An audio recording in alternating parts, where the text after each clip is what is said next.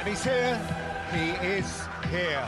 Cristiano has entered the building. Welcome, wherever you are, to the Old Trafford Theatre. Yes, guys, welcome back to this episode of Sculpt the Podcast. Today we are going through David Goggins' podcast with Tom Bilyeu. Now, it's a long episode, so we're only going to do the last 20 minutes or so. But as it always is with this type of podcast, well, I guess it's November. So all of these episodes will be, well, most of them will be, me sitting down, going through an episode. And yeah, let's get into it. So I'm going to switch over to this and let's listen. I'm a very philosophical person, and I'm going to go there with you real quick.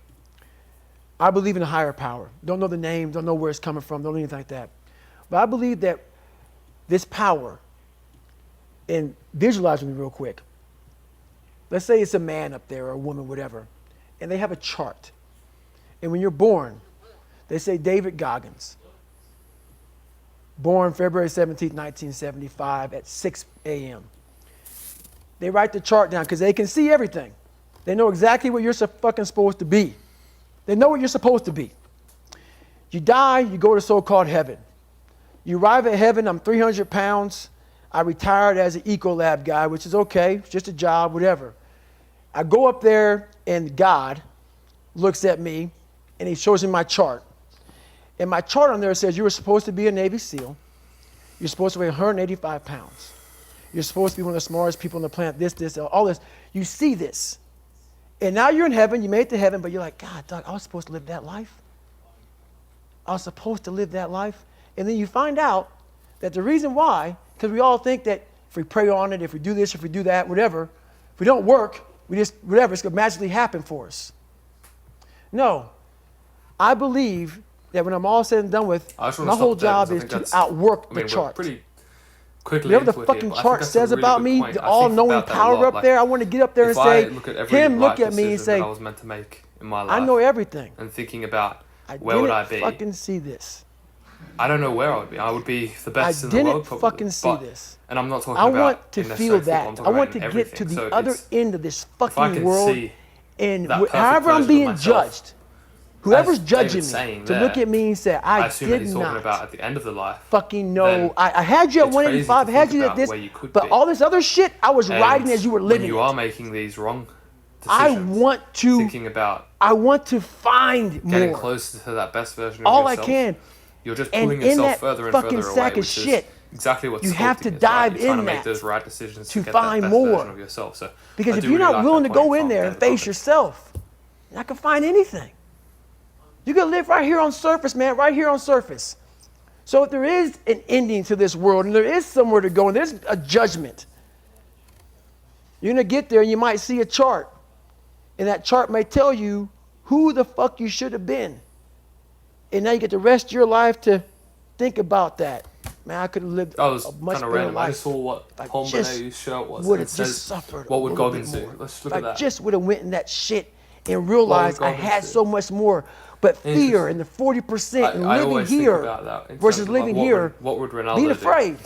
And I'm thinking about like my life being filmed in the Nicholas Craig I'm a big guy in visualizing. I'm a big guy in making a world. It may not exist.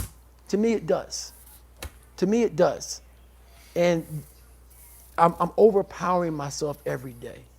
And you got to find tools to do that. That's the tool that I use. The most important conversation you will ever have in your fucking life is the one you have with yourself. You wake up with it, you walk around with it, you go to bed with it.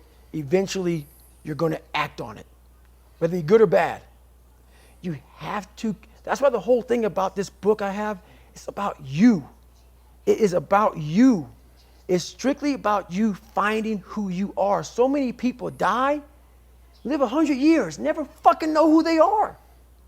Never know who they are. You have to look in that mirror and know there's so much more in here, man. Because I could literally right now be a 300-pound guy spraying for cockroaches. Still to this day, if I did not look in that mirror and say, there has to be more to this. This can't be it. Civilized is...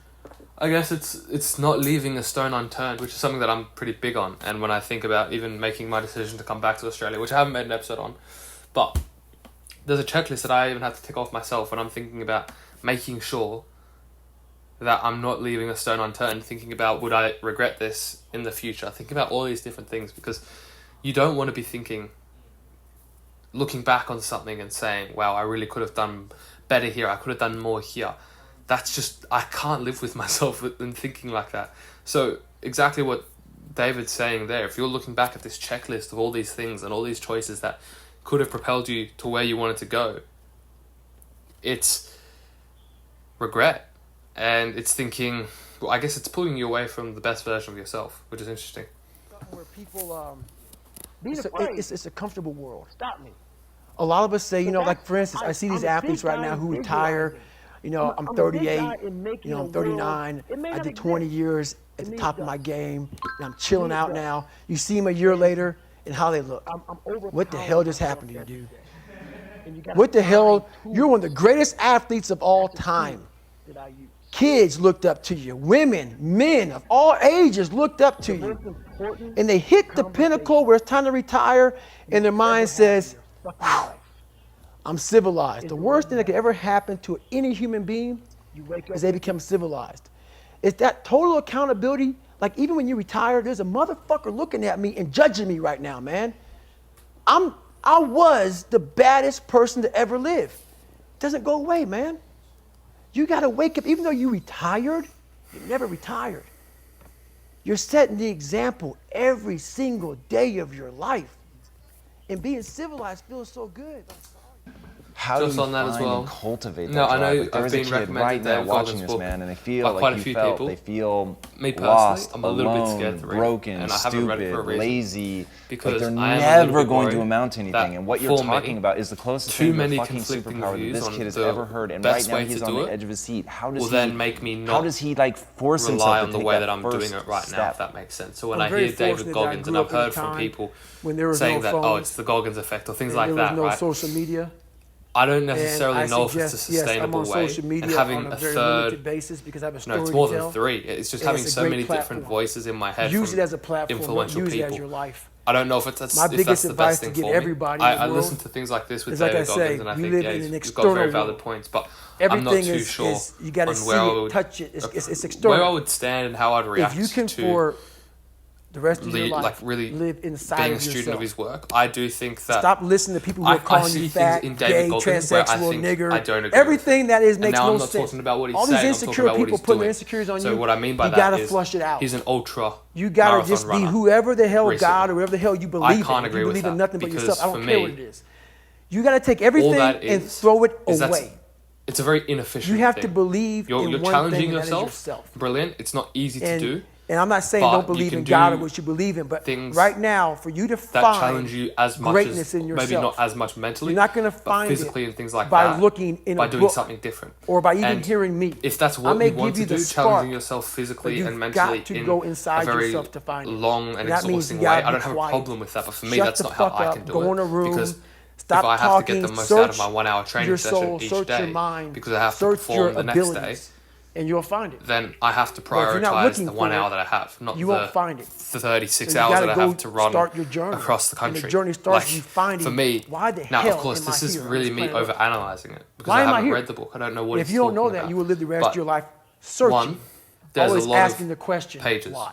So If you that's don't going know to who you automatically slow me down. If you don't And know two, who you are, I don't know if I can't the, tell the you. main who thing you are. actually is What's the next phase I of your will life feel look like I have to do you what can't he says imagine how just intrigued I because am to watch you I over the think next that 5 I'll to be 10 lazy years. for not doing it.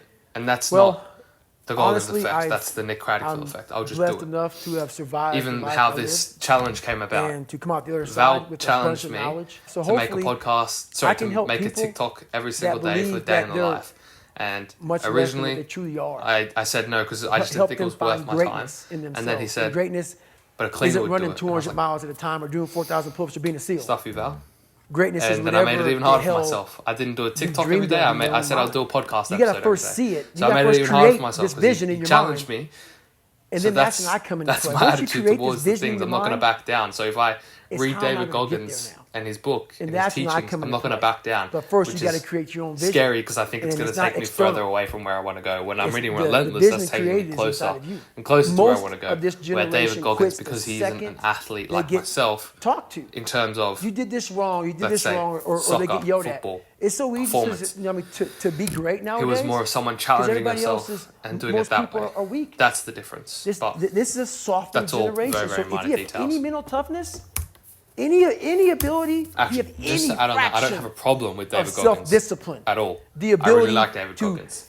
I'm not just saying want that to do it, there's but a still reason do why it. I'm not a student People have of a David hard Goggins. thing. I would Understand? hold I hate to David run. Goggins and Tim and Grover what makes me so crazy at the same level. It doesn't It's anymore. just that I relate People go, to more of why Tim's do you work run than if you David's hate work. it? What do you, once you get to the top, you may retire, but you ain't never coming back home, man, because now you're judged. People see you falling off. You want to be that guy who knows I may be retired from the sport or from whatever I did, but I'll be damned if you ever see me looking like shit, feeling like shit, not arriving. People, I've arrived. I've arrived mentality. You're always setting the example. Civilization feels so good. These comfortable feelings are what people want. They want retirement. They want that. They need that. It's a yearning feeling. I want it too. People love putting a label on me about, my God, man, you're just wired different. I'm not fucking wired different, dude. I'm thinking right now, after I got past my stuttering thing, now I'm on a roll, I'm good now. You know what I'm thinking about right now? I gotta fucking wake up tomorrow and do the same shit again. I gotta leave this fucking interview and go stretch out for 2.5 hours. I hate that shit. How do you find and cultivate that drive? Like, there is a kid right now watching this, man, and they feel like you felt. They feel lost, alone, broken, stupid, lazy, like they're never going to amount to anything. And what you're talking about is the closest thing to a fucking superpower that this kid has ever heard. And right now he is on the edge of his seat. How does he like force himself to take that first step? I'm very fortunate that I grew up in a time when there was no phones and there was no social media. And I suggest, yes, I'm on social media on a very limited basis because I have a story to tell, and it's a great platform. Use it as a platform, don't use it as your life. My biggest advice to give everybody in the world is, like I say, we live in an external world. Everything is you gotta see it, touch it, it's external. If you can, for the rest of your life, live inside of yourself, stop listening to people who are calling you fat, gay, transsexual, nigger. Everything that is makes no sense. All these insecure people putting their insecurities on you, you gotta flush it out. You gotta just be whoever the hell God or whatever the hell you believe in. If you believe in nothing but yourself, I don't care what it is. You gotta take everything and throw it away. You have to believe in one thing, and that is yourself. And I'm not saying don't believe in God or what you believe in, but right now, for you to find greatness in yourself, you're not gonna find it by looking in a book or by even hearing me. I may give you the spark, but you've got to go inside yourself to find it. And that means you gotta be quiet. Shut the fuck up, go in a room, stop talking, search your soul, search your mind, search your abilities, and you'll find it. But if you're not looking for it, you won't find it. So you gotta go start your journey. And the journey starts with you finding, why the hell am I here on this planet Earth? Why am I here? And if you don't know that, you will live the rest of your life searching, always asking the question, why? If you don't know who you are, I can't tell you who you are. What's the next phase of your life look like? You can't imagine how intrigued I am to watch you over the next 5 to 10 years. Well, honestly, I'm blessed enough to have survived the life I lived and to come out the other side with a bunch of knowledge. So hopefully I can help people that believe that they're much less than what they truly are. Help them find greatness in themselves. And greatness isn't running 200 miles at a time or doing 4,000 pull-ups or being a SEAL. Greatness is whatever the hell you dreamed of in your own mind. You gotta first see it. You gotta first create this vision in your mind. And then that's when I come into play. Once you create this vision in your mind, It's how am I going to get there now? And that's when I come into play. But first, you got to create your own vision. And it's not external. It's the vision created is inside of you. Most of this generation quits the second they get talked to. You did this wrong, or they get yelled at. It's so easy to be great nowadays because most people are weak. This is a softened generation. So if you have any mental toughness, any ability, if you have any fraction of self-discipline, the ability to not want to do it but still do it. People have a hard thing to understand. I hate to run. And what makes me so crazy, it doesn't anymore, is people go, well, why do you run if you hate it? What are you talking about? I don't want to take showers and eat either. I hate that too. That's life, man. It wasn't until I changed that mentality that I became somebody. I hated going to school. So guess what? I was dumb as shit. That's what 1 + 1 is 2. But if you can get through to doing things that you hate to do, on the other side is greatness. That's what people don't understand. By me running, I am callous in my mind. I'm not training for a race. I'm training for life. I'm training for the time when I get that 2 o'clock in the morning call that my mom is dead or something happens tragic in life. I don't fall apart. I'm training my mind and my body and my spirit so it's all one so I can handle what life is going to throw at me. Because the life I've lived, it throws a whole bunch at you. And if you're not physically and mentally prepared for that, you're just going to crumble. And you're good for nobody. You said I can be me. The second you said I can cuss and be me. And cussing, people say, man, you cuss all the fucking time. Why? Well, I hate to say it, the best way for me to get how I feel across, I can't sit here and say, you know what, yeah, I went through Hell Week and man, it was really hard. No, that motherfucker takes your damn soul, rips it inside out, and then they say, now we're going to fucking start. It allows me to express where I was at a point of my life. If I don't... If you have listened to me for a few episodes, you've probably heard about how I don't like football. You don't necessarily have to love it, but you crave the result. That's a simple Tim Grover rule for you. You don't have to love it, but you crave the end result. Simple. And that's kind of my situation. David's saying the exact same thing. When people hear me say that, I think they get a bit worried. I think my family get worried when I say that, but they don't necessarily understand, and they shouldn't understand because they're not living the life that I want to live, and they want to achieve the things that I want to achieve. Therefore, I understand it. But I think that people like David understand my kind of, let's say, philosophies and reasoning behind doing things. All of me? Why the hell am I here? Why? How will you learn from me? People take so much offense to me. You will never learn from people if we always tap dance around the truth. Oh, God, I love that. We tap dance around the truth by finding the right words so I don't hurt you because you have thin skin. No. Tighten up, people. It's okay. Trust me. It's okay. You might be called nigger one day. It's okay. You might be called some Jewish word or some faggot or gay word. It's okay. Let them call you that. What are you going to do now? They don't own your life. How are you going to control that now? How are you going to flip it upside down and say, Roger that, now I'm going to harness this shit, and you'll read about me years from now? How? That's the question. Yeah, I think that's a good point when I was speaking about how with David's training, it's probably not transferable to my kind of philosophy in terms of football. Now, we're at very different parts of our lives. When David was my age, I'm pretty sure he was really, really obese and in the Navy, I believe, like trying to become a Navy SEAL. So we're definitely different parts of lives. Missions are also different. But I mean, once I stopped playing football, I feel like I would become a David Goggins with just trying to challenge myself in terms of doing the most mentally hard thing to do. For example, even I had a conversation with my auntie the other day when I was in Germany, and I was saying, what is the next challenge for me? I'm going back to comfort in Australia. I've gone from the last 2 years being constantly outside of my comfort zone, not knowing where I'm going to stay the next night, not knowing what I'm going to eat the next day. This type of challenge is crazy. And being okay with that, I've learnt. Therefore, I'm constantly stimulated and challenged mentally. And that's just the minimum. That's not including everything else. There's so many other things.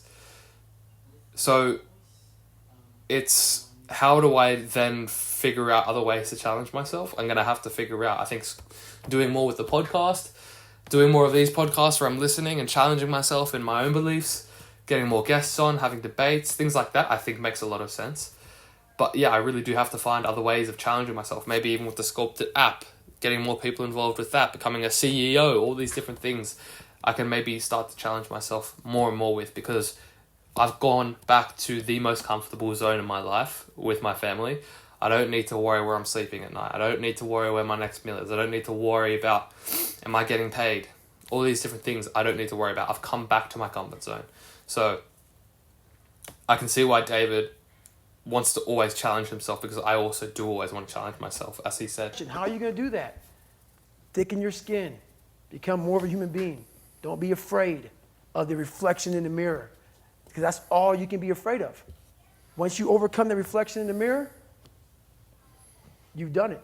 So the image in my mind of a man was not one that had earrings, sagged his pants. I had this image in my head, and I was going to fulfill that.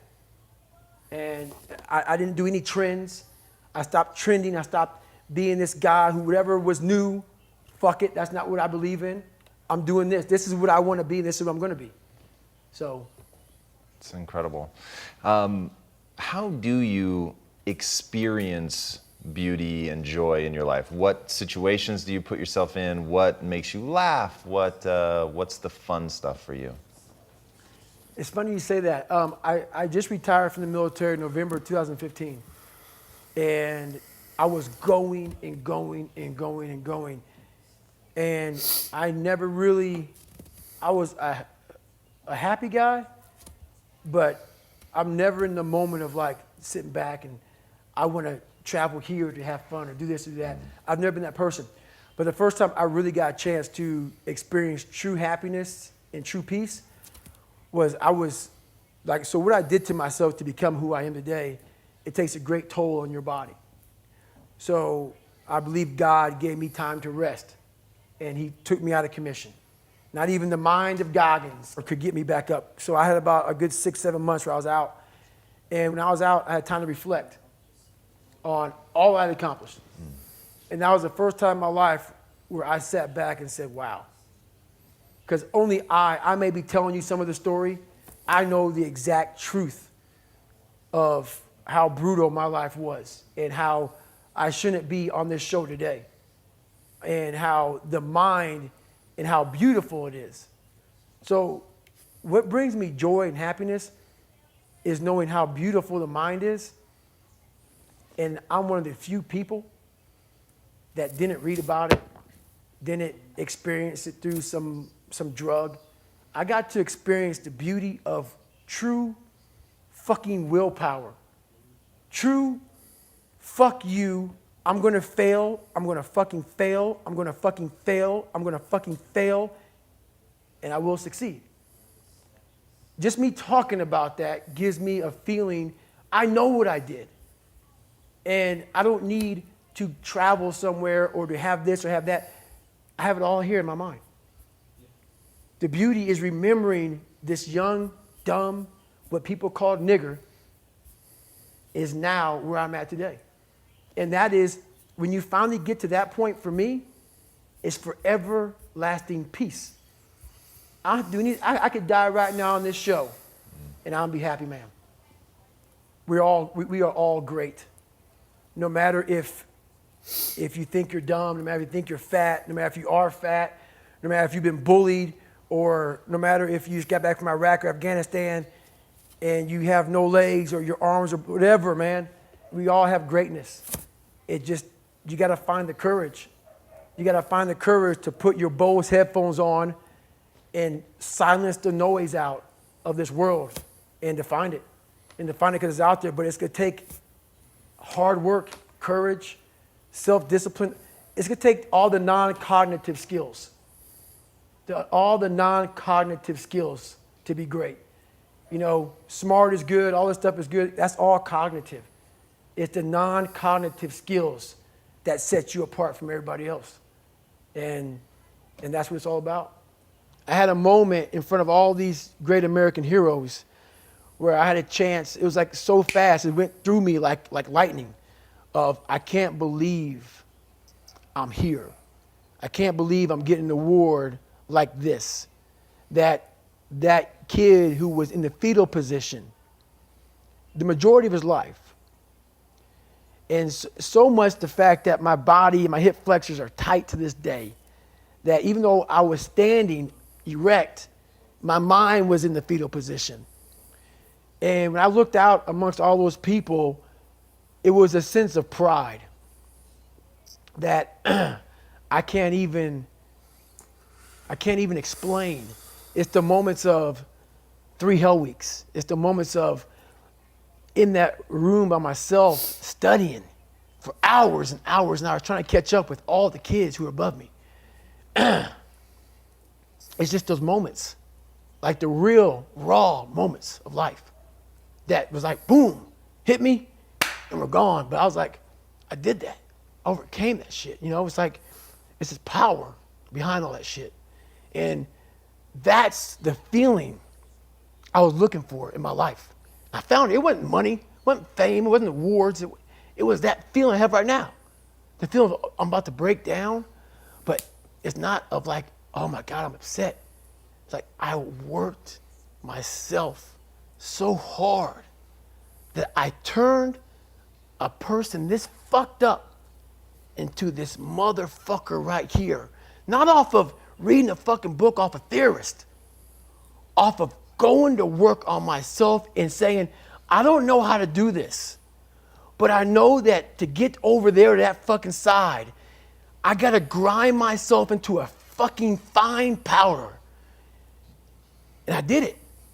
I did it off of sure will. And very few people will know how that feels. Very few. I want you to realize that this world, life, is one big head game. And once you learn to play the motherfucking head game, it's no longer a game anymore at all. You can start living your life. I love that. David, thank you so much for coming on. My man.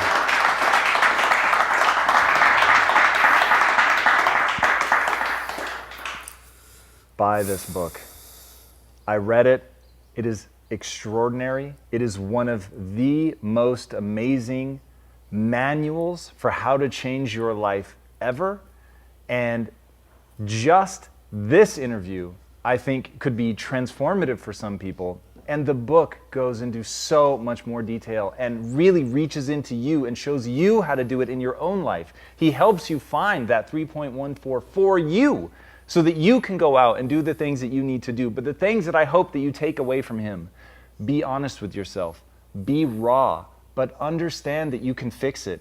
Stop tolerating mediocrity. You have to detest mediocrity in your life, and you have to understand the only way you're going to meet yourself is through pain and suffering. And if you can become a master of suffering, the things that you can do with your life are truly unlimited. You can truly break free of all of the limiting beliefs that you've put on yourself, your circumstances put on you, your family has put on you, experts have put on you, whoever it is. You can get rid of all of that and completely blow your own mind with what you're capable of. Well, I'm going to stop it there. I am a little bit over the time almost, but I think in summary, guys, I think David Goggins is a beast, and I think there's a lot of things to learn from him. I got to definitely listen to him a bit more, but I hope that you enjoyed that. I was able to say a bit more there throughout the episode, but I will catch you in tomorrow's episode and definitely listen to more David Goggins, and I will be too. So hope you enjoyed this, and I'll catch you tomorrow.